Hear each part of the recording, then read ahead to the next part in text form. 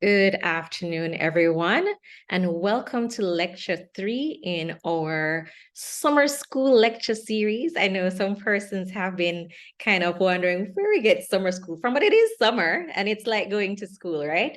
So thank you all for joining us today. And we are going straight into our presentation for today. Our lecture today will be on laboratory diagnosis of parasitic infections. Now, sometimes parasites are forgotten, kind of like the molds that I love, but very important. And even as we saw from our first presentation, that there are a few disease processes that we thought we're not really seeing that anymore, aka syphilis. They're on the rise, and we have been seeing a few parasitic infections coming back around again. So when your grandma used to give you a washout, it wasn't a bad thing, right? So today we're going to learn a little bit more or have a refresher on the diagnostic processes that we can go through to help to identify some of our parasites. And today is an exciting afternoon because we have with us Miss Alcia Jones. Now, Miss Alcia Jones is known to many of us who are online today, but I still want to give you a little introduction to her. She don't want me to tell you too much about her, but we're going to tell you a little something. So Ms. Jones is a chief medical technologist employed to the University of the West Indies, Mona, to the Department of Microbiology, and specifically so in the subsection of teaching and research. So you know we're in for a treat.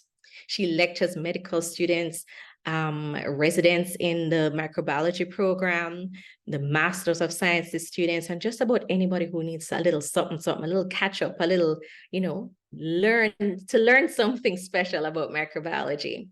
So she also lectures part-time in microbiology at the University of Technology. How she does it all, I don't know, but she does this for the medical technologists and for nursing students as well. She also supervises fourth-year medical technology students in their research projects. Now, I've known her for quite some time, and she is very, very knowledgeable on what she will be talking about today, as well as any other topic you want to bring up in microbe. I'll say the go-to person when it comes to laboratory diagnosis. She's also an affiliate of a number of professional organizations that includes the Caribbean Association of Medical Technologists and the American Medical Technologists Association. So I invite you all to sit back, to relax, and enjoy this little refresher course on laboratory diagnosis of parasitic infections. Ms. Jones, take it away. Thank you, Dr. Reynolds. Let me see if I can do this. Okay. Oh, come on, my video not coming on? Anyway, okay. Oh, now you can see me. Let me know. I need to now share screen. Okay.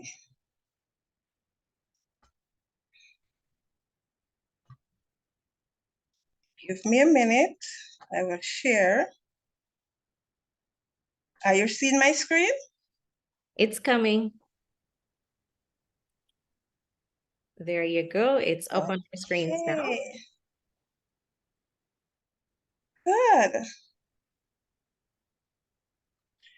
Computer is running so slow today. Don't worry, we're willing to wait. Okay. There we go. Okay, so good afternoon, ladies and gentlemen, and Dr. Reynolds, thank you very much for that introduction. I'm not too sure how knowledgeable I am on on microbiology, but I will try my best. Before I begin, I would like to thank the members of the Caribbean Association of Clinical Microbiologists, the team who had put together this summer school lecture series. I've been learning a lot, and the last two lectures, excellent lectures. And I'd like to thank you for inviting me here this afternoon to present on this forum.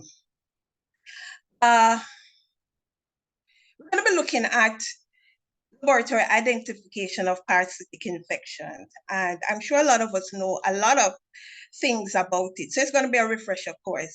We're going to be looking at, we're going to be thinking, well, the things I'm going to be talking about, it will emphasize some of the things we're doing. It will, as it says, a refresher course. That's all that is going to be. So basically, I'm going to refresh the principles and applicability of diagnostic assays when we are looking at the detection of intestinal, blood, and other tissue parasites. I'm also going to refresh or highlight diagnostic approaches to these intestinal as well as the blood and other tissue parasites. Now, before I begin, I just want to give us a little background. As Dr. Reynolds said, parasitic infections are on the rise, and the World Health Organization recognizes a group of diseases that have received insufficient attention from the government as well as the health agencies. They call these set of diseases neglected tropical diseases, or NTDs, also called the forgotten disease. Now, in 2020, these NTDs affected about 1.7 billion persons in over 150 different countries worldwide. It's estimated that at least another 2 billion is at risk. Now, these diseases affect the poorer part of population in poorest countries that are around. These diseases, they do not lead to death, but they are often severe, long-lasting, and in some cases even chronic. Now, many patients suffer disability, become blind, disfigured, chronic recurring pain, can't work anymore, experience discrimination, and sometimes become even mentally ill. Now, I have a list of NTDs on the screen, and if you notice, there are 21 NTDs. And of these 21, more than 50% of them are parasitic infections. Chagas disease, so on. Condylitis,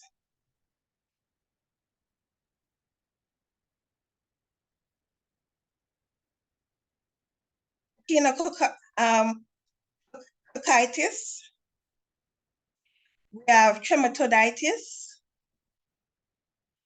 we have African trypanosomiasis, leishmaniasis, lymphatic filariasis, mucositis, scabies, which is an ectoparasite or ectoparasitic disease, schistosomiasis, soil-transmitted helminths, and pneumonitis. So these all are parasitic diseases.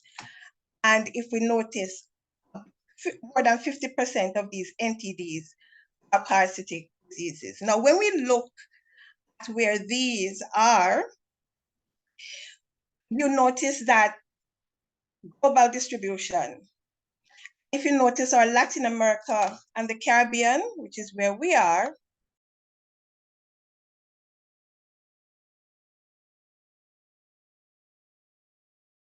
Miss Jones, you're accidentally muted yourself.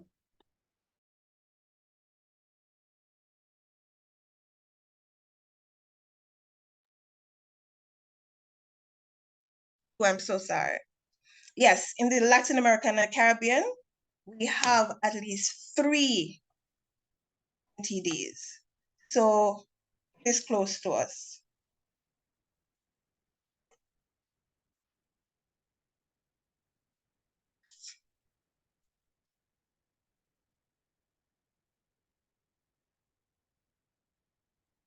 No, it's not moving.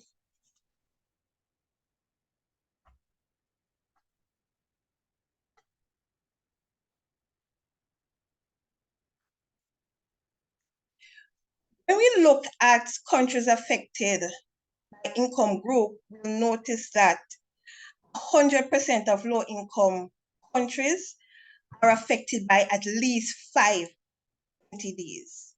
And 70% of countries and territories affected are low income or low middle income. So it is affecting the poorest of the poor.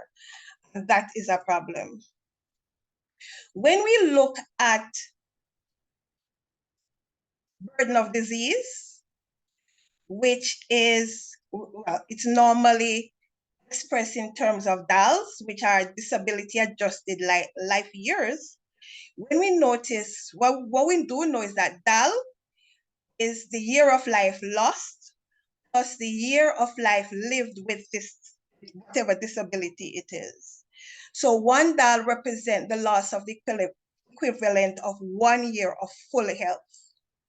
So when we look at DALs for the disease of health condition, it's the sum of years of life lost due to a premature mortality. Basically, that's it. Now, when we look at, we have the big three, which is AIDS, malaria, and tuberculosis, which makes up about 46.1%. Of that, malaria is 13%. Neglected tropical diseases, of which our parasitic infection makes up over 50%, 16%. Other helminths, 14%. So when we look at this, we see that parasitic diseases do contribute a lot of the burden of diseases that we have globally. So we're going to look just briefly at some NTDs. So the first one, we have Chagas disease, American trypanosomiasis, caused by Trypanosoma cruzi, originated in South America, Central America, and Mexico. Now, about 6 to 7 million people is affected by this disease, and it causes 20,000 deaths per year. Let's look at the other one.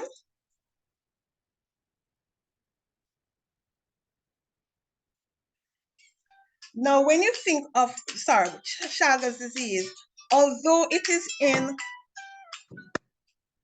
the Americas, remember with global travel, persons suffering from this disease will leave from the Americas and go other places. So we find that in other areas like United States, Europe, Canada, Japan, Australia, we are finding Chagas disease. So it is not only limited to the Americas, but it is elsewhere.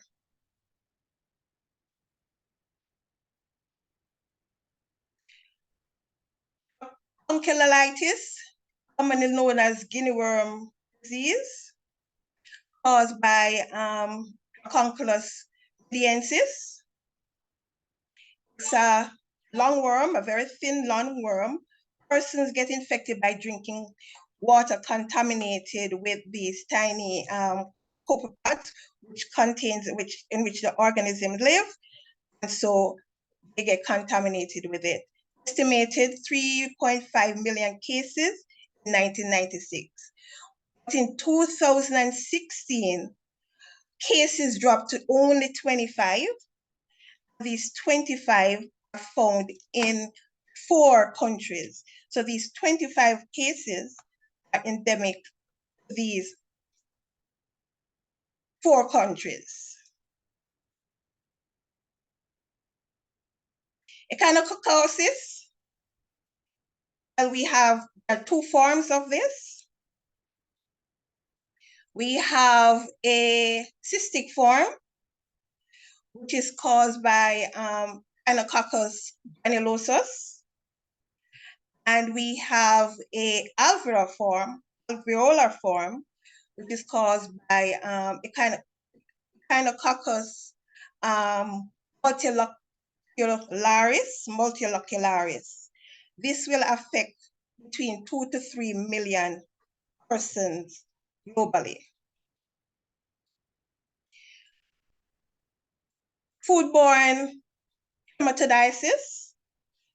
No, those trematodes are flukes. Organisms include things like Ponorchis, Mithorchis, Fasciola, as well as Ergonimus.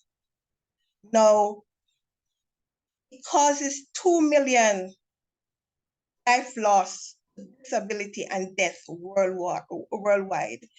It is estimated that annually 200,000 illness, more than 7,000 deaths occur. African trypanosomiasis, caused by Trypanosoma brucei gambiense and Trypanosoma brucei rhodesiense. Now, spread by the tsetse. Now, my professor always tell me that I should not say tsetse fly, because tsetse means fly that bites cattle. So it is transmitted by tsetse. Estimated that 60 million persons are at risk with this disease. Leishmaniasis. Now we have three forms of leishmaniasis. We have cutaneous leishmaniasis, mucocutaneous leishmaniasis, and visceral leishmaniasis, which is the most fatal one of all. WHO estimated that more than 12 million persons are currently affected, and there's more than 1 million persons newly affected each year. Now, it is in the Americas, and 95%, more than 95% of cases in the Americas, you find it in Brazil. Now, this is caused, visceral leishmaniasis is caused by Leishmania donovani. Lymphatic filariasis, filarial worm. Worldwide, most common one is Wisheria bancrofti, but we have others in other areas. Because there is blockage of the lymphatic system, there's lymphatic obstruction, and so there is disfiguring due to this massive swelling at the extremities. And you can find it just about anywhere. In the Americas, vector is a Culex mosquito. Globally estimated that 120 million persons are affected in more than 80 countries. This tend to be in the tropics and the subtropics.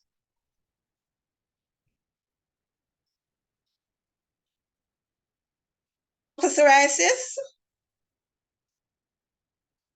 Psoriasis revolvulus. Again, you notice we find it in Latin America. Transmitted by black fly, estimated to affect over 37 million people worldwide. Estimated that 700,000 to 1 million new cases annually. 99% of all cases occur in sub-Saharan Africa. Scabies, which is an ectoparasite. Sarcoptes scabii, worldwide estimated that over 30 million cases. We know that the severe form is Norwegian scabies. Schistosomiasis, also called, bilharzia. Several species of schistosoma will cause this disease. Schistosoma mansoni, Schistosoma hematobium, we find it throughout the African continent, Latin America, and the Caribbean. Schistosoma tachycalcum, found in certain areas of Central and Western Africa. Schistosoma japonicum and Schistosoma kanji, those are confined to Asia and the Pacific. Globally, estimated that approximately 230 million persons or people are affected with schistosomiasis, mainly in sub-Saharan Africa. And there's one before this. Soil transmitted helminths, caused by 3 intestinal nematodes, Ascaris lumbricoides, Bacillus trichuria, Necrophora americanus, Angiostoma duodenale, which are hookworms. Globally, estimated that 120 countries across tropic and subtropic are endemic to it, and 1.3 billion persons are affected. That's a study that was done in 2010. Now we know that helminth infection disrupt child development, growth. Affected persons, they tend to be like women and children of childbearing age, suffer from iron deficiency anemia due to blood loss. Of course, you're going to have increased risks of maternal and infant mortality. You're going to have low birth rate.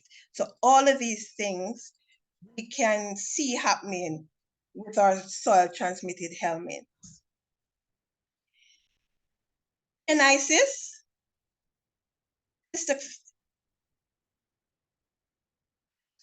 cysticercosis. Now, 3 species of tapeworm cause this infection, this disease. We tend to see 2 of them, Tinea solium or tapeworm, Tinea saginata, which is our beef tapeworm. There's another one, Tinea asiatica, which tend to be transmitted from consumption of pig liver tissue. Okay? Now, of all of them, the Tinea solium is the one that causes major health problems. Why? Because it causes human cysticercosis. And of course, approximately 2 to 8 million persons are infected annually. Now, this causes epilepsy, and in certain countries, they are seeing a rise in epilepsy because the larva will go to different parts of the body, like the central nervous system, the brain, the muscle, the skin, the eye, so it goes all over. And the last one I have here, which is not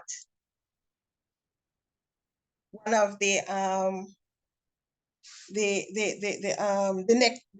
neglected tropical diseases, is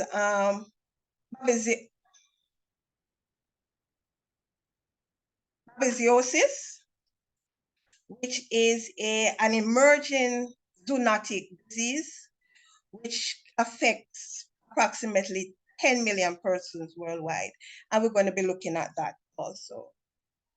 Now, you notice we have been saying that we have parasitic infections in Latin America and the Caribbean, Central America. We've seen it sub-Saharan Africa. We do have parasitic infection in North America also. Giardia infection, toxoplasmosis, Enterobius vermicularis, pinworm infection, toxocariasis, trichomoniasis, amoebiasis. So we do have parasitic infection in North America. And just giving you some data from the Caribbean, in St. Lucia, there were 2 studies. In 2010, it was published.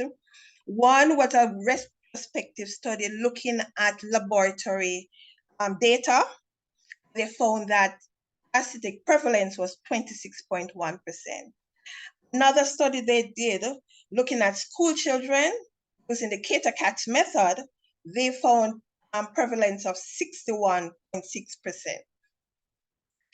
The Dominican Republic, they found various parasites in children 2 to 15 years. These are school children. The most prevalent one was the Ascaris lumbricoides, followed by your Giardia. So they also found Amoeba histolytica, Enterobius vermicularis. Now, what I found interesting was that 7.8% of children had more than one parasitic organism, one parasite at that time. In Jamaica, we have done some. Lee et al. Published a paper in 2017 looking at Giardia in humans and dogs. It was a molecular epidemiology. They found 6.7% in humans, this is Giardia, and 19.6% in dogs. And Of note is that strains that there was, it is suggested that there's a possible zoonotic transmission of Giardia infection. And Cook et al. In 2016 published a paper looking at seroprevalence of human toxocariasis in Jamaica, and they found that there was a high prevalence of toxocariasis in school-age children. Waugh et al. In 2016 looked at Anglus cantonensis. I think it was in rats and mollusks. I think it was on university campus. I think it was. And what they found out is that 32% of Anglus cantonensis was found in rats and 12.5% in mollusks. Webster-Carr et al., when we had the malaria outbreak in Jamaica in 2006, after 44 years of eradication of malaria, they found 406 confirmed cases between September 2006 and December 2009. Now, what I find interesting in that case is that I believe, well, I've heard that no one country have ever eradicated malaria twice. So we now have malaria. I'm not sure what's going to happen with that. And the last one I'm going to be looking at is Lindo et al. In 1998 looked at the epidemiology of giardiasis and cryptosporidosis in Jamaica. They found that Giardia was diagnosed in children less than 5 years, and prevalence decreased with age. Unlike, and that's cryptosporidium, sorry. Unlike Giardia infection, which increase as children become older. So we do have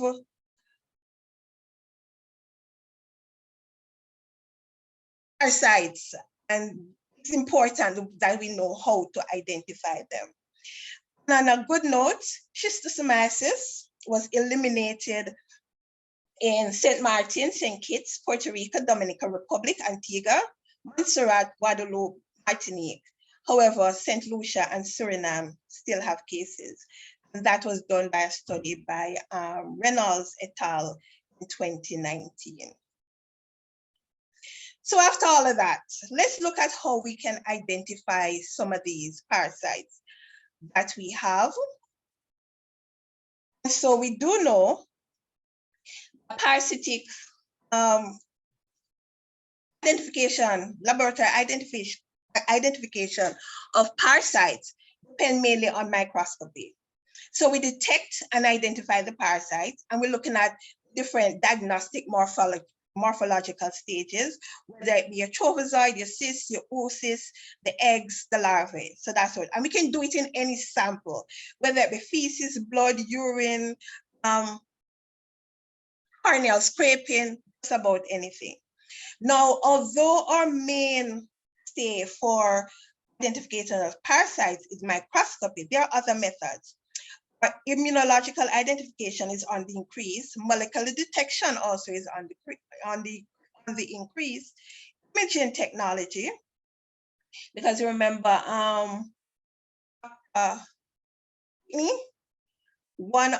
they found they used serology in her case, and then they went back to do even more sophisticated imaging. They found the organism.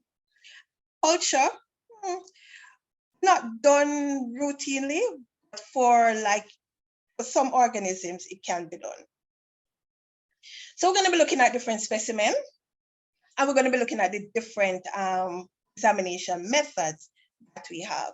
Now, before I begin, I want us to remember that parasites, they're divided into your protozoa and your helminths. And I need you to be able to identify what are your intestinal protozoas, what are your intestinal, what are your blood and tissue protozoas. the protease Saccharomyces, Cilioflora, as well as the A complexia. So I need us to just be mindful of each of these, which are the free living ones, which are the blood and tissue ones, and which are the intestinal ones. And the same we're going to be doing for our helminths, because it's very important, because whatever sample we get, we need to have an idea of what parasites might be present when we are trying to identify them. Now, size matters in parasitology. And so before we begin any parasitic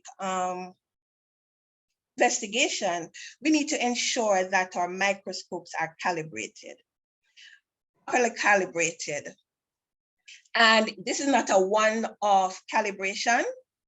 It should be done, should be recalibrated every 2 years, because the different sizes of the different parasites, some of them are difference is between the sizes of the organism or the size of the organism. So our calibrated microscope is important. So we're going to start with our stool sample. So we all know that we need to a dry leak-proof container. Yeah. How is it collected? We have different methods. So the person can get the sample into the wide mouth container, fine. Some of the containers aren't as wide, so we can use newspaper, we can use ceramic wraps over the toilet seat, we can use plastic bags, and ensure that we use either tongue depressor or a popsicle stick or a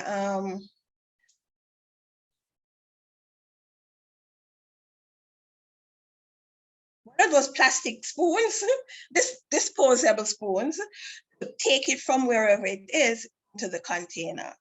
So we should ensure that certain things, for example, the water from the toilet doesn't get into isn't mixed with the stool. We need to ensure that the urine isn't mixed with the stool. So once we have collected it, we need to clearly label it, or ensure that the patient's clearly labeled. The name, the registration number, the date of collection is very, very important. So what are some things that we should ensure are excluded from the sample? Articulate substances such as your barium, your caroline, your misbus, all of those compounds can interfere with the morphological identification. Why? Because the particulate can obscure parasites. Some of them can even alter the appearance of the parasites. Oily substances or oily materials such as your mineral oil, what happens, they create small refractile droplets that makes examination difficult. Some antibiotics, what it will do, it can temporarily decrease the number of protozoa that might be excreted, levels that are undetectable. And so before taking sample, one may need to stop taking medications such as antacid. If a barium was done, you need about 7 to 10 days for to clear the system. Antimicrobial agents, 2 weeks. So we need to give it time for these things to pass through the system before the sample is taken. Water and urine, can destroy trophozoite, especially the urine, the acidity of the urine. No, they should ensure that the stool sample does not get mixed with soil. Why? Because soil can contain free living larvae and other organisms, which can be confused with human parasites. Now, once the sample is taken, the fecal sample, if it's not properly collected and taken care of before examination, then it will be of little value. Now, amoebic trophozoid, as well as the flagellated trophozoid, will begin to degrade 1 to 2 hours after passage. Now, the cysts, although they are hardier, if left standing for many hours, even overnight, especially in high temperature, they will start to deteriorate. Helminths eggs and larvae, less affected by the age of the specimen. However, if they are not done in a timely manner, there can be changes that occur which can affect the identification of the organism. So saying that immediate examination needs to be done, especially if we're looking for motility of the trophozoites or protozoan parasites. It can't be done immediately. It should be maintained at 4 degrees in the refrigerator, not at room temperature, not incubated, not frozen. Immediate examination is not possible, so it's longer than overnight, let's say 2-3 days. Then we have preservatives that can be used. Most common one is the formalin, 5 to 10% formalin, which will preserve a lot of the parasites that we need to see. Vinyl alcohol, again, but it has its drawback. Methylate iodine formalin, and sodium acetate acetic acid formalin. Now, different preservative will have different effects on various stages of the organism. So just quickly look at some of the fixatives that we might have. If you notice, your polyvinyl alcohol can only be used for a permanent stain, which is a trichrome stain. Polyvinyl alcohol, it preserves the trophozoites beautifully, very well. However, it can be toxic. The formalin, 5 to 10% formalin, again, has its uses. However, we can't, once we collect the sample or it is preserved in formalin, we can't do a permanent stain.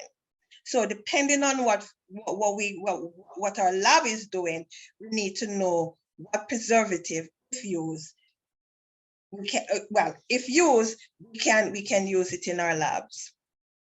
Just looking more closely at the formalin and the polyvinyl alcohol, as I said, polyvinyl alcohol fixative can only be used for your trichrome, for your permanent stain.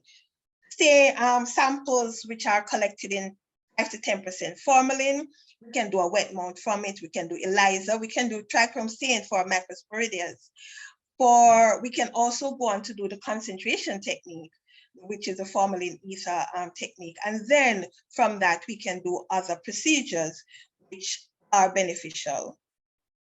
So once we have collected our sample, we're going to be doing different things to it. We're going to do macroscopic examination. And this is once the sample arrives in the lab. We're going to do in microscopy, whether it be a permanent or temporary. We're going to be looking at different concentration techniques. We're going to be looking at how we're going to process the sample in the lab once it arrives. So let's start with macroscopic examination. Now, for the macroscopic examination, we tend to look at the consistency, the presence of blood, the presence of mucus, and see if there's any whole worms or part worms thereof. We tend not to concentrate a lot on the color or the odor, although those can give a good indication sometimes of what is happening to the patient. When we look at physical characteristics of the specimen and we look at consistency, we can use the Bristol stool classification chart to help us in this area. Now, fresh samples, fresh specimen, once we are looking for the motility of the trophozoite, it's mandatory. Now, when we say fresh stool specimen, we mean that it should be warm, it should be hot. So the warmer it is, the better. So straight after passage, it needs to be in the lab for us to really see the motility of the organism. However, if the stool is soft to watery, it should reach the lab within 30 minutes of passage. We can look for the trophozoites, the egg, or the larvae. If it's soft, it needs to reach the lab 1 hour passage. And this is ideally, again, we can examine for your trophozoites, your cysts, your eggs, your larvae. And if it's formed, No, we can't look for our trophozoites because we tend not to find trophozoite in our form stool. However, it can be kept overnight once it's refrigerated. We can also look for blood and mucus. Now, if we see blood in the stool and it's bright red blood, more than likely it's bleeding hemorrhoids. Now, if there's bloody, there's mucus and it is loose or liquid, you may think of amoebic ulceration, although other things can give it also. Now, occult blood, we tend not to look for that in parasitology. However, sometimes it may result from intestinal bleeding. So that's something we need to think about. We need to also look for whole or parts of the worm thereof. So pinworm, although we tend not to see it in our stool sample, if it is present, we tend to have it on the surface of the stool. Tapeworm, the proglotid of the tapeworm, can be found either on the surface or within the sample itself. Ascaris adult worm, we can find it if there's a heavy infection. Now, because the worm can be in the sample itself, we need to ensure that we use an applicator stick to really break up the stool sample, looking for the worms if there are any. Frequency of collection. Now, my question, can we do one sample and it's negative? And we say, okay, the patient doesn't have a parasitic infection? No. And why that is so is that some organisms shed intermittently. And so you have variable pattern of shedding. And so it is advisable to examine multiple samples before we can actually say it is negative. The P3 specimen interval 2 to 3 days is what is recommended. Now, recommendation is to collect 2 samples at least 1 day apart. However, if those 2 are negative and the person continue to have symptoms, then a 3rd sample should be done. So what are some of the methods we're going to be using? Direct smear, we're going to be doing concentration technique. We're going to be looking to estimate the worm burden using a CACM Summer count method. And we're going to be looking at some culture, especially strongyloides culture. And these are some of the things that are done. So when we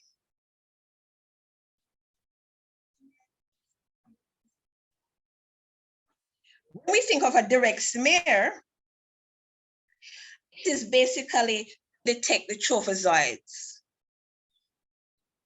Okay, whether it be amoeba or flagellates, giardia or entamoeba.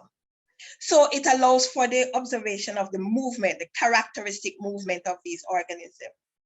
Now, it can also tell you whether there is blood or mucus in the stool, because you can see it when you look at, and if a heavy infection, you can get a quick diagnosis of what is really wrong with the patient. Now, the wet mount is the simplest direct smear that is done, can be performed in the laboratory, and is mainly done from direct fecal sample. However, sometimes concentrated specimen can be used. However, if concentrated samples are used, you know you can't do motility. And that's one of the main things that we're going to be looking for, the motility of the organism. So our wet mount can be used. The wet mount we can use is saline, iodine, or buffered methylene blue. So our saline wet mount, primarily we use it for our trophozoites. However, we can see cyst larvae or eggs, and reveal red blood cells, white blood cells. Now, if amoebic trophozoites are suspected, the saline we should warm the saline to 37 degrees before it is being used, before we use it. Iodine kills our trophozoites, so it can be used to look for trophozoites. It's going to be used for cysts. And what it does is it stains the glycogen and the nuclei in the cyst, so you can see them even better. Buffered methylene blue It's used when amoebic trophozoites are seen in the saline wet mount method. Now these will stain the methylene blue will stain amoebic trophozoites. It will not stain the cyst of amoebas. It will not stain the trophozoites of our flagellates or the cysts of our flagellate. So the buffered methylene blue stains the live organism, the live amoebic trophozoites, and that's what it is used for. Now, for it to stain, you add the methylene blue, you leave it for about 5 minutes, not long that it overstain, and then you're going to look at it. Now, if the stool is formed, you need to take a portion of the outer area as well as the inner area and make a smear with it. If there's mucus in the stool, we need to not only take the stool itself, but we should take a second smear with the mucus, because it is found that the trophozoites are present in the mucus if it is present. If the stool is watery, then just take up a portion of the stool, mix it with your saline, and then you're going to observe. Now, what should this smear look like? It shouldn't be too thick. You should be able to read letters through it. So it shouldn't be too thick, it shouldn't be too thin. And once we have that, we can then observe for our organism. So as I said before, the saline wet mount is mainly used for look for the characteristic movements of our trophozoites. For Entamoeba histolytica and Entamoeba dispar, those are morphologically identical. They have unidirectional movement. Entamoeba coli, multidirectional. Giardia have a falling leaf appearance. Balantidium coli have a rolling ball motility. So we can have characteristic movement, which we can then use to identify trophozoite if present. Now, once we have done our wet mount, we can go on to our concentration technique. And the concentration technique basically reduces the background fecal debris. It also increases the relative number of parasites that is present. It is used to preserve the morphology of the parasite. Two main methods, the sedimentation technique, the flotation technique. So we're going to start with the formalin ether concentration technique. It's widely used in the clinical laboratory. Very sensitive, even more sensitive than the wet mount. Less distortion of the organism, and it recovers a wide array of different parasites. Your Giardia, cysts, your Oxidias, your soil-transmitted helminths, the eggs of your schistosome. So it does a wide variety of organism. The drawback with the formalin ether concentration method is that it does not concentrate the parasites from your polyvinyl alcohol preservatives. So that's a drawback, as well as trophozoites are destroyed. Now, the formalin ether sedimentation method uses solution of a lower specific gravity than the organism, the parasitic organism that we are looking for, and thus it is concentrated in the sediment. The organism will be concentrated in the sediment. We all know how to do our formalin ether. We're going to get some formalin, 10% formalin, mix a small amount of stool, strain, add our ether, shake, shake, shake, centrifuge, and at the end, what we're going to have is 4 layers. We're going to have the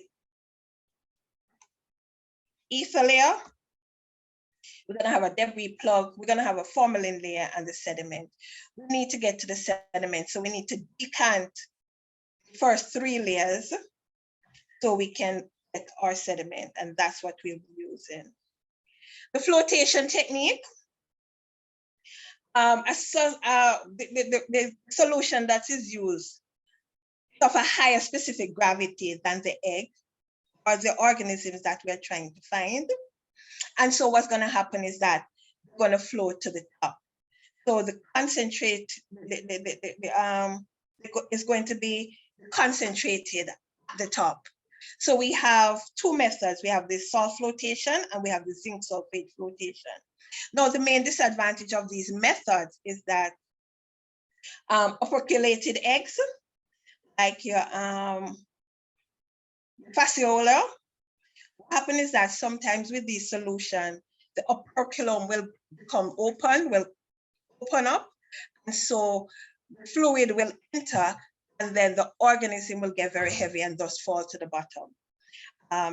We're going to be using it. We're going to be taking it from the top so we can lose those. Some eggs are very heavy, like your Ascaris egg, and those will fall to the bottom again, so we will lose those. Salt flotation method. Sodium chloride tend to be used. So you take a small amount, mix with your stool sample, and then you're going to fill the tube with more salt solution, saturated salt solution, leave it to stand, the cover slip on the top of it. And then after about 20 to 30 minutes, you're going to remove the glass, not the cover slip, you're going to remove the glass slide, and then you're going to look for the organism within that. Now, a lot of our eggs will be missed. Unfertilized eggs of Ascaris, eggs of Tinea solium and Saginata, and all intestinal flukes will be missed by this method, as well as the larvae of Strongyloides, Stercoralis will not float, and so those also will be lost. Zinc sulfate, which is the other method which is used, basically what we do here is, as far as I'm concerned, we wash the stool sample first. So basically what we do, we get a small amount of stool sample, we add distilled water or saline, we strain, we emulsify, then we strain, and then we add more distilled water or saline to it, centrifuge, and we do that for a number of times until the supernatant runs clear. Well, it looks clear. Once the supernatant is clear, we decant the supernatant, and then we're going to add our zinc sulfate solution, centrifuge again, and then we're going to use either a pasta or wire loop to remove the top portion of the liquid first to examine. Again, cyst of our protozoan eggs.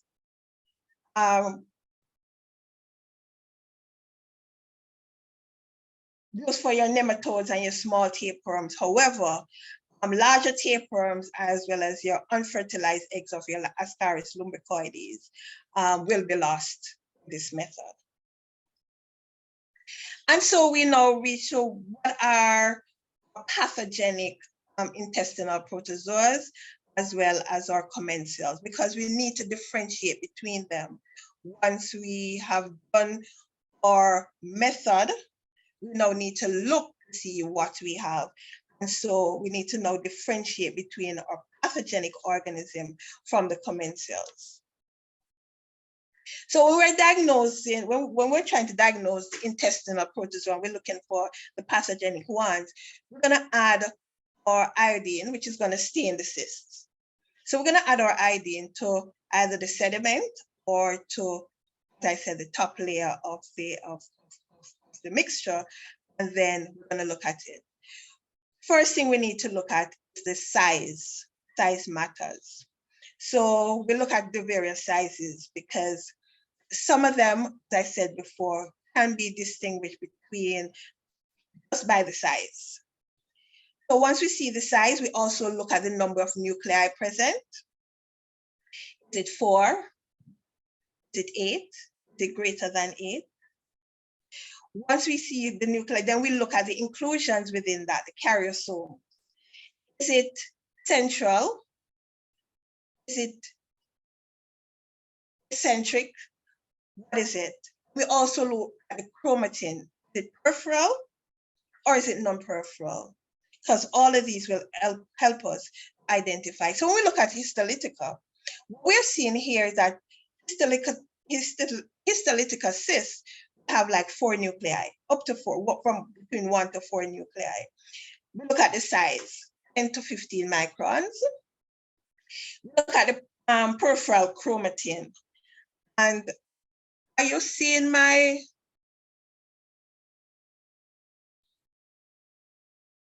Are you seeing my cursor?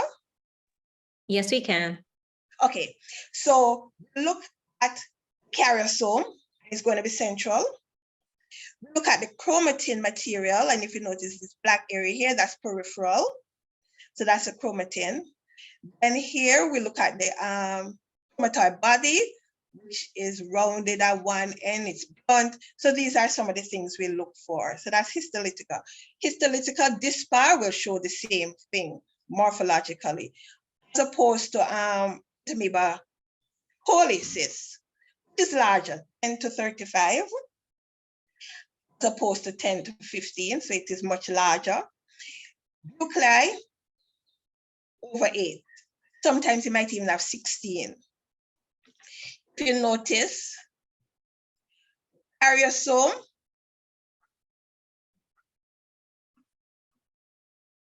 is not central. You can't see, there's no peripheral chromatin. So these are some of the things we look for. Amoeba hartmanni, again, another commensal. If you notice, it has 4, and up to 4 nuclei. Centrally located karyosome, peripheral chromatin. However, the size is much smaller than our Entamoeba histolytica. So that's how we can use to differentiate between these organisms. So we need to differentiate between our histolytica and the most common commensal that we have, which is Entamoeba coli. So as I said, the size, the number of nuclei, looking for the karyosome, whether it is central and sharp or eccentric and diffuse, the chromatin material if present. So those will help us to differentiate between them. Giardia jordalis, Giardia lamblia, Giardia intestinalis, all the same. These cysts are very small, 8 to 12 micrometer long, and 7 to 10 microns or micrometer wide. Now the immature cysts have 2. So here we know we have an immature cyst. The mature cyst you'll have 4, and you tend to have 4 parabasal body. I'm seeing 2 right here. I'm not seeing the other 2. These are certain things we look for. Plantidium coli, the largest protozoa that we have, which parasitize man. For the trophozoid, we look at the size, up to 100 microns. We look for the cilia, we look for the cytostome or the mouth. We look for the meganucleus, which is kidney shape, as well as the macronucleus. So that's the trophozoid. In the cyst, we're going to be looking for the size as well as the mega and the macronucleus. When we get into our helminths, we know with Ascaris lumbricoides, you have your fertilized and unfertilized. Again, we look at the size. Again, we look at the shell. We look at the shape of it. For the unfertilized, it's nice and slender, while for the fertilized one, it's nice and round. So these are some of the things we look for when we are differentiating. Tracheus trichuria, barrel-shaped. And plug at both ends. To me, it looked like my grandmother's tea tray. So that's how I remember this one. Hookworm eggs. Remember, your hookworm eggs and your strongyloides eggs will look just alike. So it's very thin shell, colorless, and you have various stages of embryonic development within it. Now, ideally, once you find hookworm eggs, you should hatch the egg to see the larvae that is produced. But rule of thumb that we know is that hookworm infection you tend to find abundance of eggs, while in the strongyloides, you tend to find the larvae and not the eggs. For your strongyloides, your L1 larvae, you're looking for your short buccal cavity and your prominent genital primordium. Yeah? So we need to differentiate between our hookworm larvae and our strongyloides larvae, whether it be L1 or your L3. Your L3 larvae, you'll find them like in your sputum, which we'll look at in a little while. But for the L1, which you're going to find in your stool, you're looking at the buccal cavity as well as the genital primordium. If there's movement, then one would be whip-like if it's in like the mount, and the other one will be gliding. So this is just showing you the buccal cavity of the strongyloides, which is short, and the hookworm, which is long. Schistosoma mansoni has a very prominent lateral spine. Panicum, the spine sometimes is so small you might not even see it. And the interlaticum, it has the central bulging. That's how we differentiate between our different schistosomes.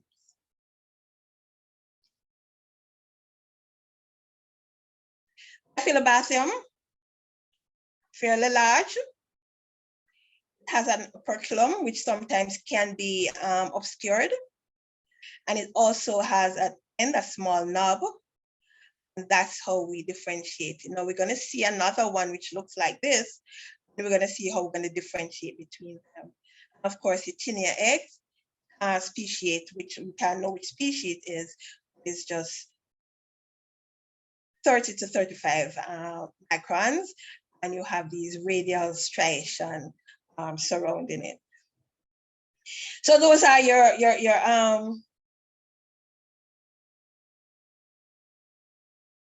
sedimentation methods and what we're looking for. Permanent smear, as it said, give you a permanent record. And we tend to find the trophozoites a lot. Okay, we also can miss small protozoa which has been missed using the wet mount or even the concentration method. We can see them here. Different, we have the trichrome and the modified Zil-Nielsen, which is the main ones that are used. However, safranin, Giemsa, and hematoxylin can also be used. So for the trichrome, you need, it has 7 steps. Once we do those 7 steps, we can then see the organisms. So for my Entamoeba histolytica, again, what I'm looking for is my digested red cells, my central karyosome, my peripheral chromatin. This part is going to be the same. For my, Entamoeba coli, digested red cells, a central karyosome, of course, your chromatin might not be seen. So again, we need to differentiate between the trophozoid for your histolytica and your coli. Giardia, pear-shaped, 10 to 20 microns in length, and to have 2 nuclei, and we can see. So I'm not showing you here a trichrome stain as well as an hematoxylin stain. So there is Dientamoeba fragilis, which is a flagellate, but it is a flagellate which lacks external flagella. And so it needs to be differentiated from non-pathogenic amoebas, like your Phyllomax nana. Now for these, 5 to 50 microns in diameter, that's the size. They tend to have, most are binucleated. Some of them are only have 1 nuclei. Now, when you look at the karyosome for this, the karyosome look fragmented. You can't really see the nuclear membrane. Sometimes it's visible, sometimes it's not. It said you need to differentiate it from things like your trophozoid of your Entamoeba nana, Do they look the same? Would you confuse one for the other?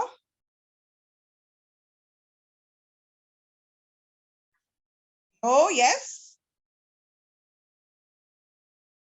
They do look a little similar. Yeah? The thing about it is that size is about the same. The only difference is that the carriosome tends to be, it's not as fragmented. It doesn't look as fragmented as dientamoeba. Acid fasting distinguish your cryptosporidium from other things. Your oocyst is going to stain up red. Yeast sometimes don't stain. However, you have yeast cells which does stain. Now, it uses 4 steps: methanol, acid alcohol, your carbofructin, as well as malachite green. And again, we're looking for cryptosporidium, which is between 4 to 6 microns, cyclospora, which is between 8 and 10, and cytoisospora, which is like the others, which are oval, these are elliptical and are much larger, 25 to 30 microns. So again, we need to look at the sizes of each of them when we are doing. The oocyst is going to stain up red. Chromotrope 2R, mainly for my microsporidias. Again, once we stain them, these are going to stain up red. These are 1 to 4 microns. So these are pretty small, they are spores. So again, we can look for those. Counting, just to determine the number of eggs that are excreted per gram of feces. So it's a rough estimation of the burden. And we tend to use it for a helminth infection, and we can grade it heavy, moderate, or light. We have different methods. The Cater-Cat's technique is the most common one, although you do have your Stoll's dilution technique as well as your McMaster's egg count technique. Then we have anal scraping and swab, mainly for your Enterobius vermicularis. And remember, as I said before, you don't find this organism in the stool routinely. So we can use the mainly what we use mainly is the Scotch tape method, or you can use the NIH, which is the National Institute of Health swab, and we can use that. So the Scotch tape, before the child bathes, you put it in the perineal area, an adhesive tape, you remove it and put it on a glass slide. You do the same using your swab. This time you're going to plate it onto your, rub it onto your swab, onto your microscope slide. And of course, we are looking for these organism, which is flattened on one side and dome-shaped on the other. So once we see that, we know we have Enterobius vermicularis. Blood, which is the second most widely sample that is used in the recovery of the various stages of the parasite, and routinely use it for your malaria, trypanosomiasis, filariasis, toxoplasmosis, as well as for Babesia. Now, timing is very important when we are collecting blood for looking at these organisms.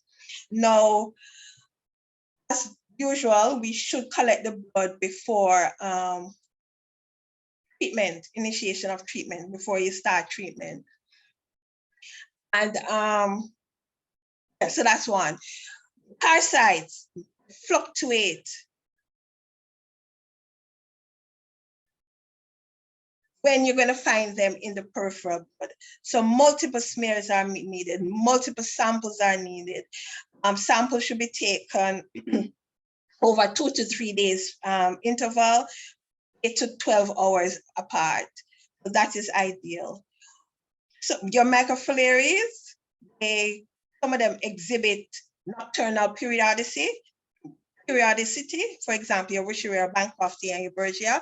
So you're going to find them in the peripheral blood nights.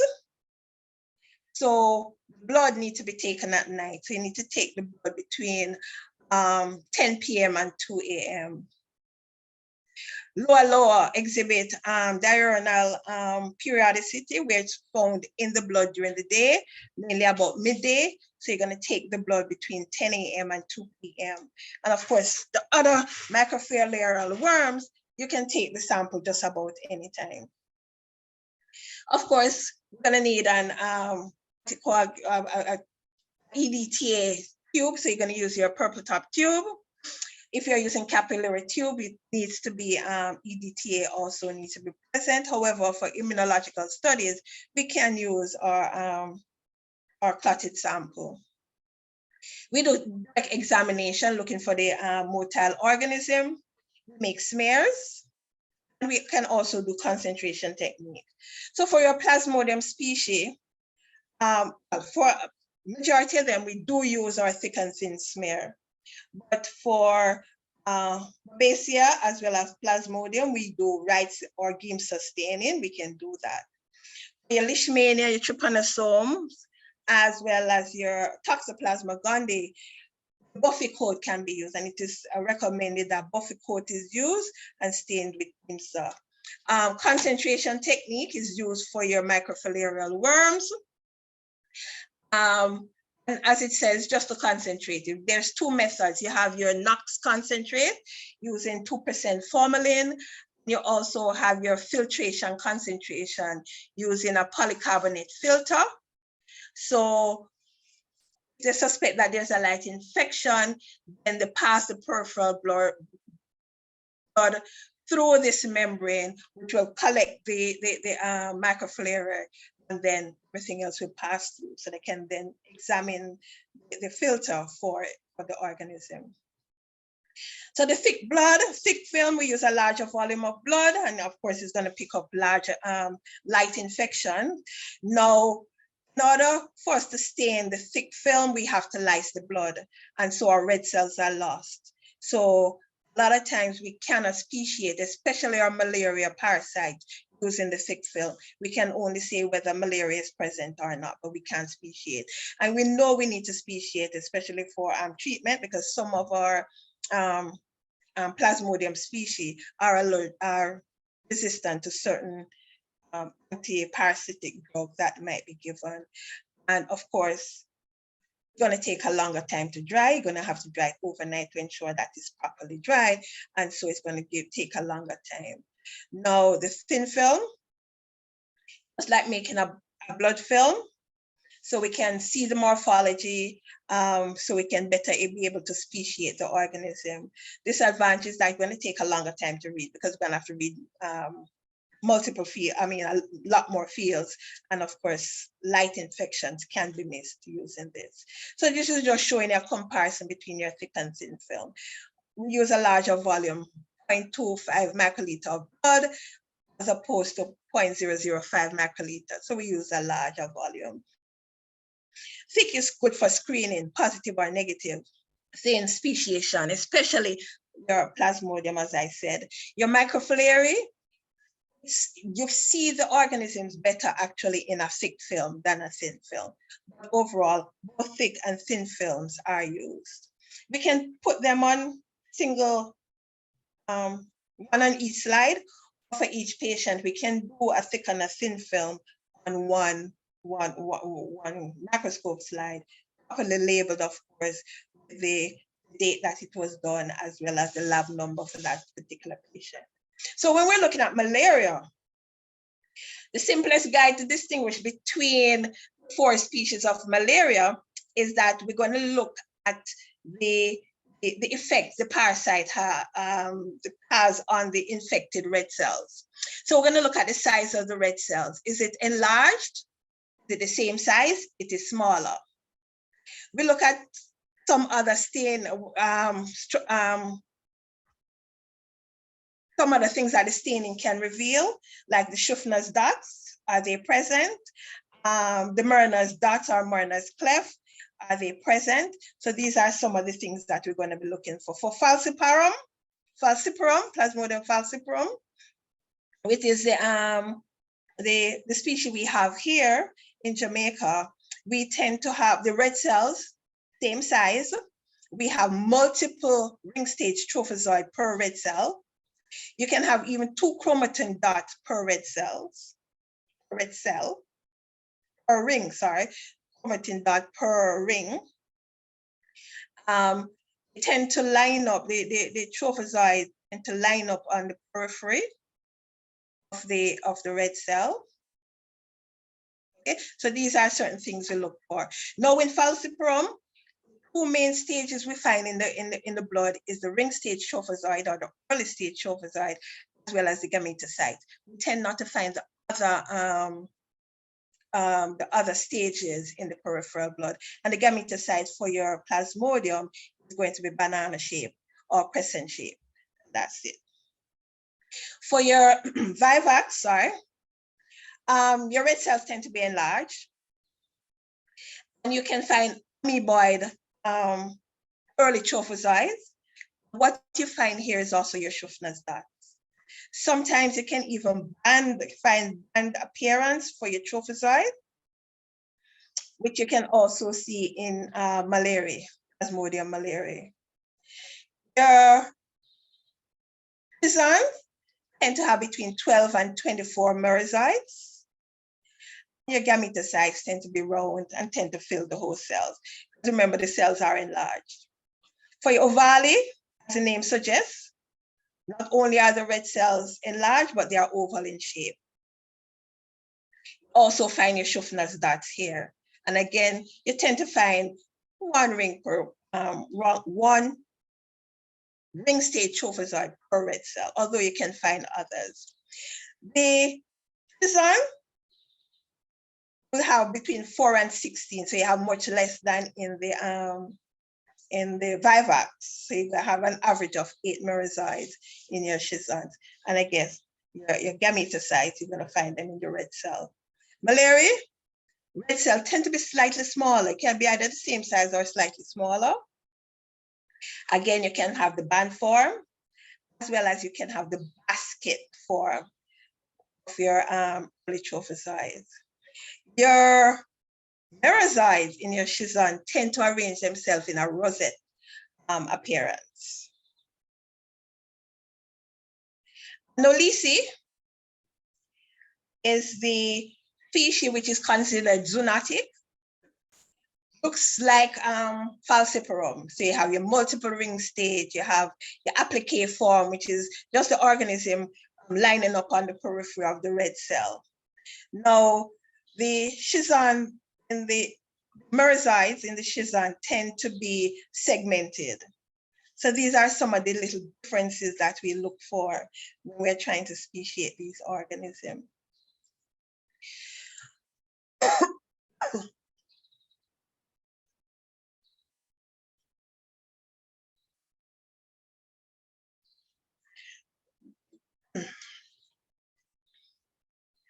Okay, so when we look at Babesia, now this is transmitted by a tick. No, they tend to resemble falciparum. However, there are certain distinguishing things about it. The trophozoite tend to have pleomorphic in a range in size and shape. So they are varying size and shape. You tend to have the dividing form being tetrad, as well as you can find vacuoles, it's vacuolated forms, which you can find in the red cell. So these are some of the differences, Babesia from your Plasmodium falciparum. For your trypanosomes, look at for Cruzi and Bruzi.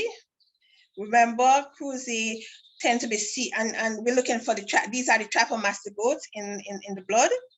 Cruzi tend to be C, S, or U shaped. Or Bruzi tend to be more wavy. However, some of them can look C or S, but the majority of them is going to be wavy. We tend to again look at the kinetoplast, and in Bruzi, you have a very large kinetoplast, while in Bruzi, you can't really see it.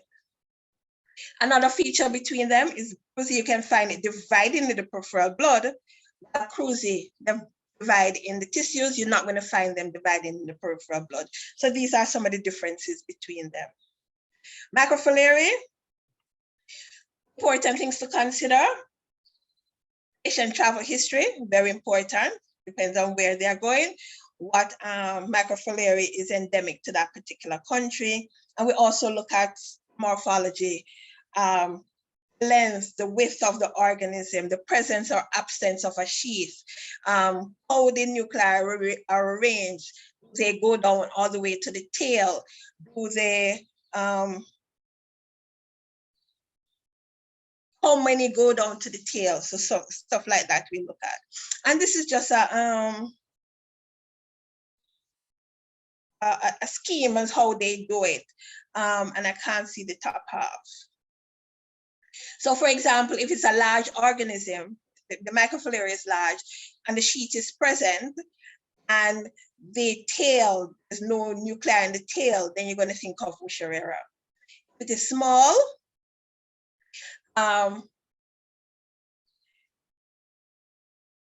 it's nucleated the tip, then you have a gap between the terminal and subterminal nuclei, then it's Bruges. So you have look at the size of it, then look at the arrangement of the nuclei going into the tail, look at it, if it has a sheath or not. We need to be very careful because sometimes if the stain we are using it is not at the right pH, sometimes the sheath might not be present. So that needs to be, we need to be mindful of that. And sometimes with shrinkage of the organism, it might appear that there's a sheath when there's no sheath. So these are some of the things that we need to be mindful of when we are trying to speciate our microfilarial worm. Examination of urine. We're just going to centrifuge the urine, put a drop on the microscope, slide and look at it. And the organism we're looking for, Schistosoma hematobium, of course, Trichomonas vaginalis, as well as Wucherera bancrofti, Wucherera is spelled wrong, Wucherera bancrofti, and also be found in urine in very rare cases. So Schistosoma hematobium has a terminal spine. And so this is the other schistosoma, and we saw the other two. And of course, our Trichomonas vaginalis, pear-shaped, the flagella. When we're looking at the examination of sputum,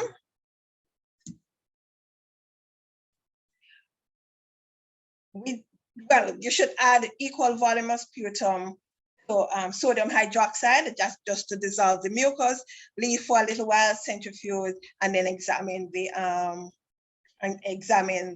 sediment. And basically, what we are looking for is Paranogemus western mani. That's the main one that we tend to find. Migratory larvae, so such as your ascaris, your hookworm, or your strongyloides. You tend to find them there. Remember, your strongyloides in this case would be your L3 larvae that you'll be looking for. And of course, things like your Amoeba histolytica, extra intestinal infections. Now, remember, what does this look like? Remember what we said this look like? This is organism. Phyllobathum, yes. The only difference is that it is larger, one, and two, one end is slightly flattened. Still have your operculum, still have that little knob at the end. One end is slightly flattened. So these are some of the things we're looking for. Remember, as I said before, strongyloides would be your L3 larvae. So you're looking for your notch tail, your esophagus is half the body length, and you might have a sheath on it. Examination of biopsies. What's the biopsy? We tend to look for cysticerca for your tinea solium, larvae, your Trichinella spiralis, which is what is shown here. In the liver, Entamoeba histolytica, Leishmania donovani, Echinococcus granulosus.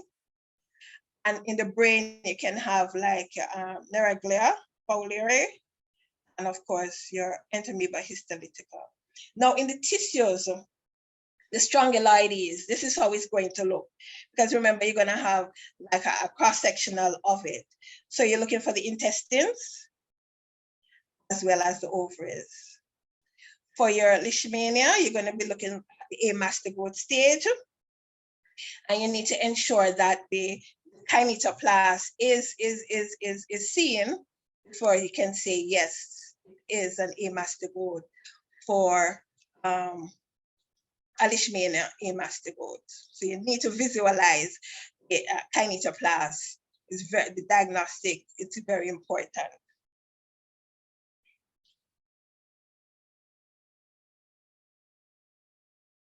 Echinococcus. I will not go into this, just to tell you that in tissues, there's certain things you're going to be looking for. The visible hooklets, the brood capsule, the cyst cells. So these are some things which are diagnostic for this organism. We can do skin snips, and that's just taking up a very small shaving of the skin. Cacera, you can find it in your slit skin smear. Gonna take some, then you look under the microscope, put in some saline, and look for the microfilaria, and we're gonna be looking at it just as we would looking at everything else, the nuclei, the length of it, the width of it, and all of that. Examination of aspirates, liver aspirate, the extraintestinal amoebiasis, liver abscess. You you need to take the liver abscess need to be from the margin, not from the necrotic center. For your duodenal aspirate, looking for trophozoite for your giardia as well as your strongyloides. Can do that using an entero test, which basically also called the string test. You have this capsule connected to the string. So you swallow the capsule, the patient swallow the capsule. Of course, to prevent it from going all the way down, it's taped to the cheek, goes down, it stays for a couple of hours, and it's pulled up, and then the content is examined for the organism. CSF sample, you can either do direct examination or you can use stain smear, looking for different organisms. Now, what I need you to remember is for CSF, a lot of times what they're looking for, if it is a parasitic infection, is our free-living amoebas. Some of them can't see them, they're rarely found. Some of them you just find them on post-mortem.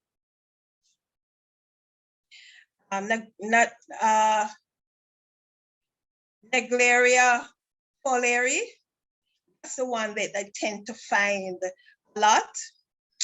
Acanthamoeba, rarely found.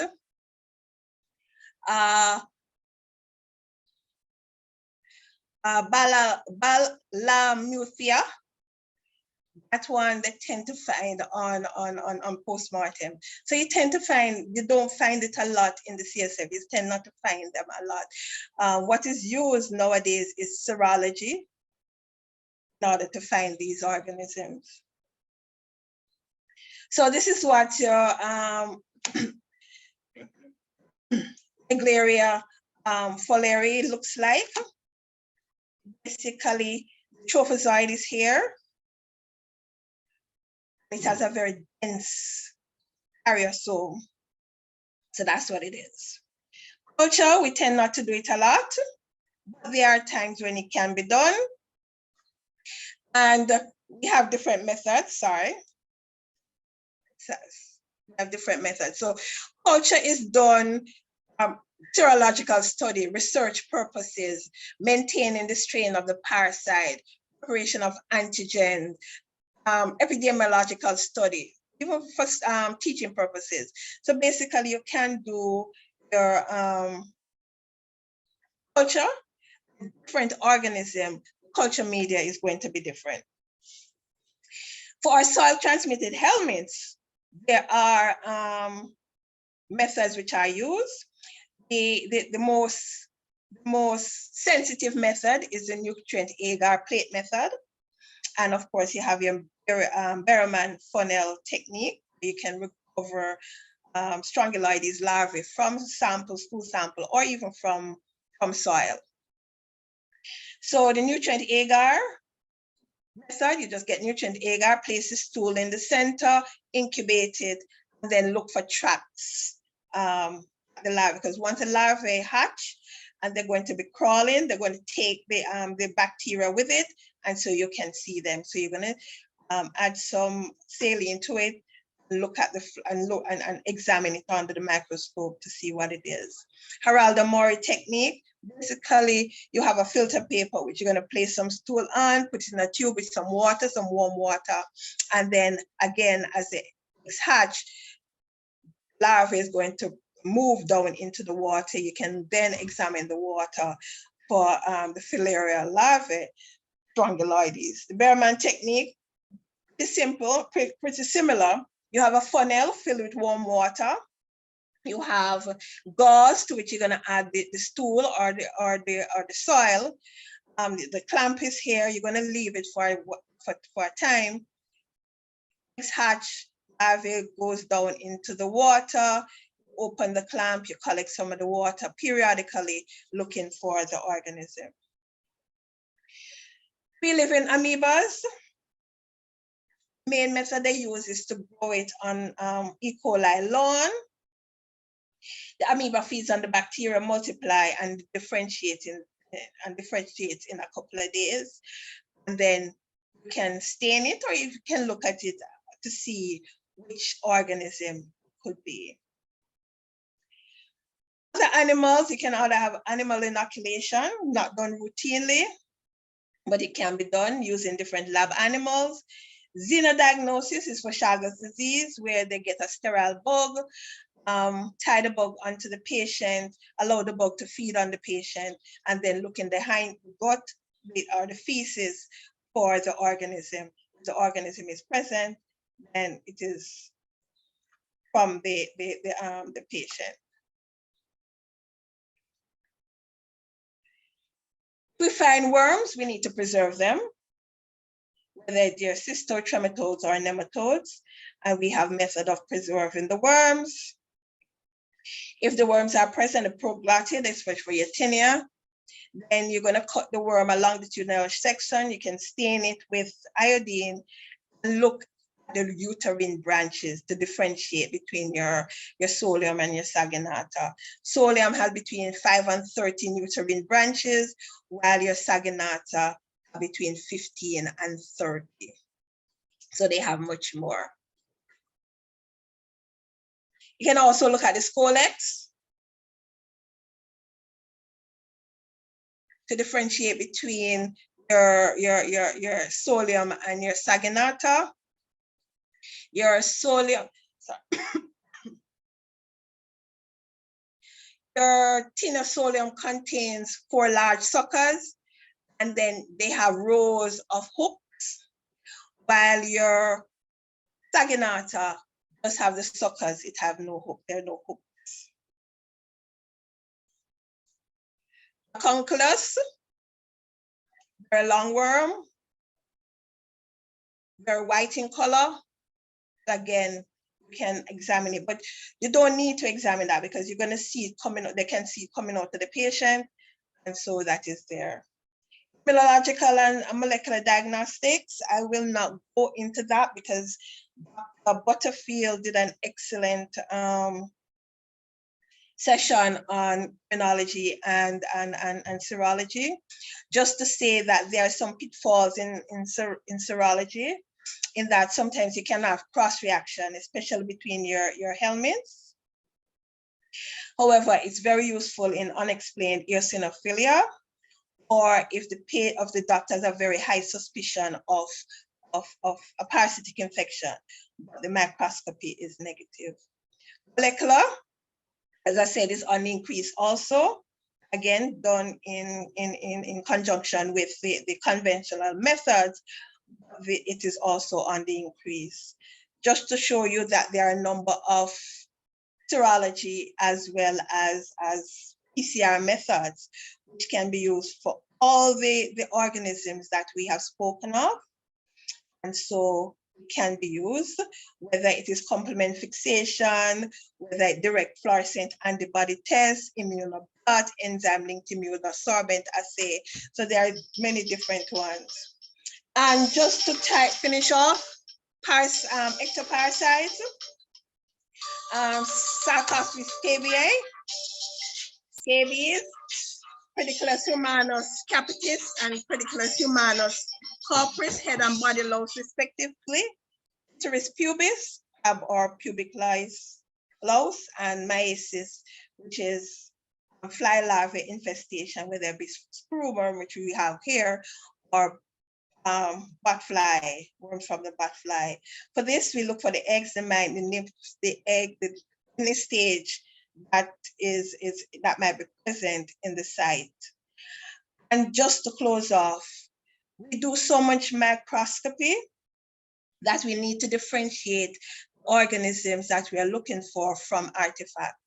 And artifacts is just anything, whether living or artificial, that you can find in, especially your stool sample, that can mislead you into thinking that maybe it is a parasite.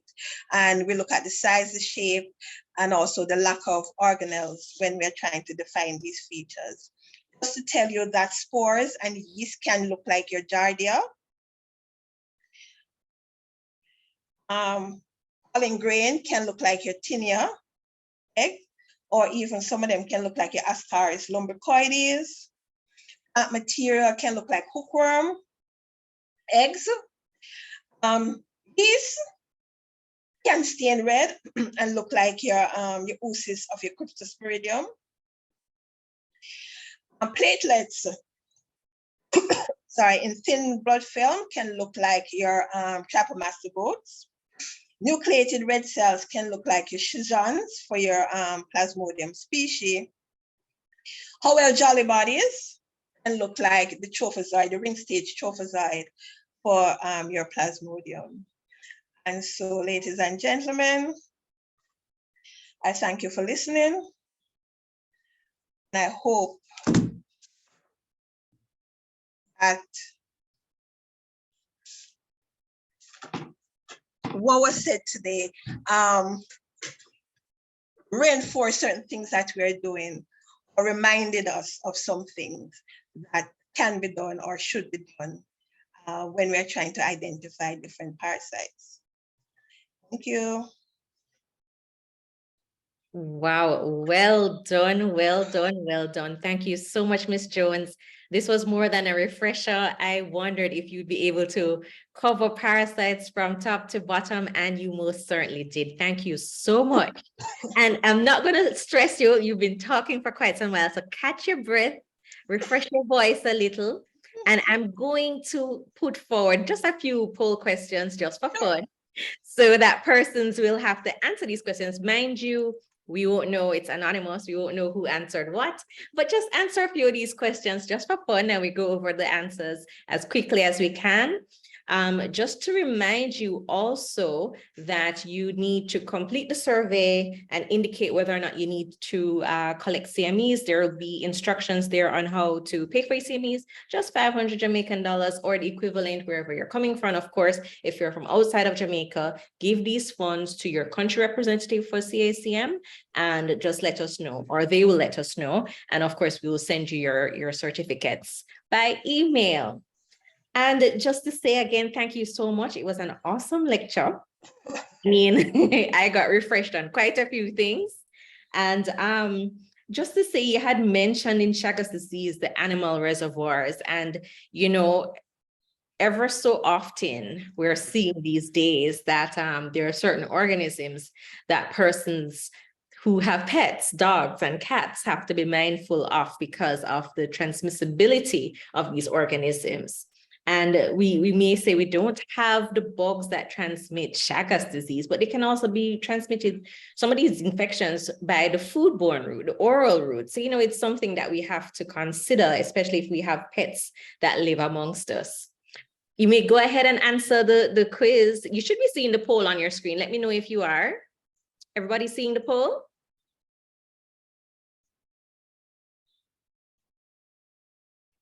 You're getting kudos in the chat about the presentation, that it was excellent and they enjoyed it. All right, I see persons are answering the quiz. Go ahead, enjoy yourselves. Yes, so just to mention the fact that some of these are transmitted in raw foods, undercooked foods, so we have to be quite careful of that. And you mentioned that your professor, Prof. Lindo, would always say to us, do not say tsetse fly, just say tsetse. And that's it is something that he always says. I know, from medical So I school remember. days, and I won't even tell you how long ago that was for me. And I was really amazed at the percentage of persons that you mentioned in countries like St. Lucia that had about 26.1% of the population being positive for, or I should say of numbers tested. Numbers tested were positive, for parasitic. For parasitic infections. And then again, in was it Dominica? Dominica, more than one. More than one organism at a time. So when grandma give you your little washout before school. Do they still do that? I don't think so, but you know what? They can buy the little Zentil one shot in the pharmacy now. So I don't think kids go through what we may have gone through back in the day with a washout, because Zentil probably tastes good. Remember also, for what I find is that a lot of children nowadays, even during the summer, they're not going outside. That is don't eat a lot of things. They don't. That is true. So they're inside with their pet dogs these days. Oh yes, your pet dogs, yeah. So we have to be mindful. And if they do go outside, socioeconomic standards have improved. Persons are not going outside barefoot for some of these organisms that can go through your intact skin, which is good. It's soil transmitted, yeah. Yeah. You also mentioned something else I'll add to, like just giving them a little bit more time to look at the questions. Blood collection for the organisms with nocturnal periodicity. That's good when we want to look for the actual organism. Right, but just for diagnosis, we do have lovely tests. The CAR test, yeah.